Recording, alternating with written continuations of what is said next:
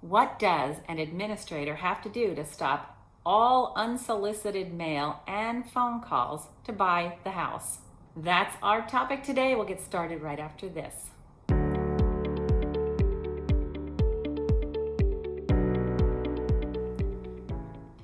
Hello, welcome back to my channel. I'm Kim. I'm an expert helping with homes in probate or trust administration. I am a real estate broker here in San Diego County. So as the administrator, what do you have to do to stop the unsolicited mail and all the phone calls that you're receiving regarding buying the house? Private information is meant to stay private unless it's revealed by the one involved or the one affected. Because of that, most personal representatives, executors, or administrators are really surprised when they start receiving all these phone calls and a lot of mail. It's all related to the estate that they are now responsible for, and it's centered around particularly the real property, the home of the decedent. I'm going to talk about why you're getting all the mail and all the phone calls, and then I will share about how you can minimize it or maybe avoid it entirely. In San Diego County, anyone can view the public record of a probate. They simply go to the San Diego County Probate Court, they find the probate clerk's office, and they request the appropriate file by providing the name and birth date of the deceased or the probate case number. This intrusion is the result of the requirement of the notice of probate to be published in a local newspaper.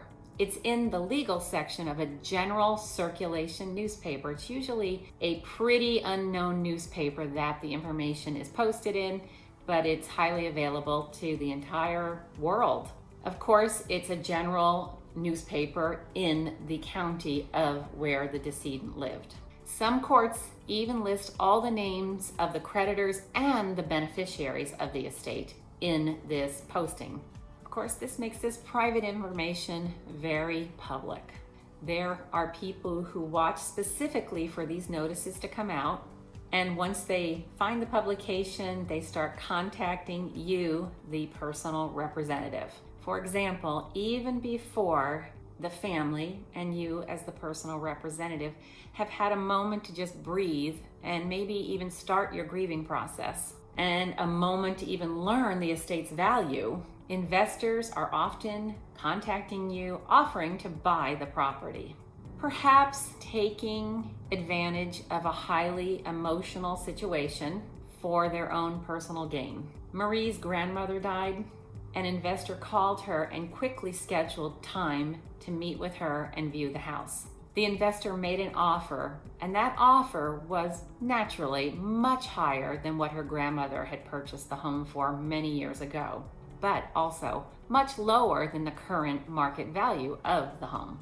Since she didn't live here in San Diego, managing her grandmother's property was quite a burden, and she was pretty overwhelmed with the whole thing, including the personal property, the idea of getting the home ready for sale, the idea of the house being on the market. It felt very overwhelming for her. But what she realized is that when she met with the investor and he made such a quick offer, that she needed to take a step back and make sure she was doing the right thing for herself and the estate. Now, in this particular case, she was the only beneficiary, and the idea of fast and easy was quite enticing. But she told the investor that she had scheduled time to meet with me, and she didn't want to respond to any offers until she had sat down and talked with me. At our initial consultation, where I did bring all the facts about the current market and what her grandmother's home would be worth in the current marketplace, made her realize that what the investor had offered was extremely low. So she chose to actually put the home on the open market, and she chose my team and me to help her through the dealing with the preparation. We took care of the remaining personal property for her, getting the house on the market, marketing it, and helping her through all the documents that had to do with the sale. And this only took an additional 25 days to get to the point where the house was sold, and she earned $50,000 over what the investor had originally offered.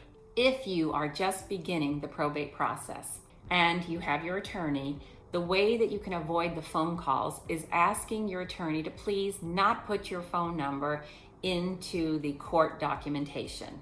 I believe they have to put your home address, so you will be receiving the mail. But from experience talking to clients, they have shared that the phone calls are the most overwhelming part of the process of having had this become such a public situation.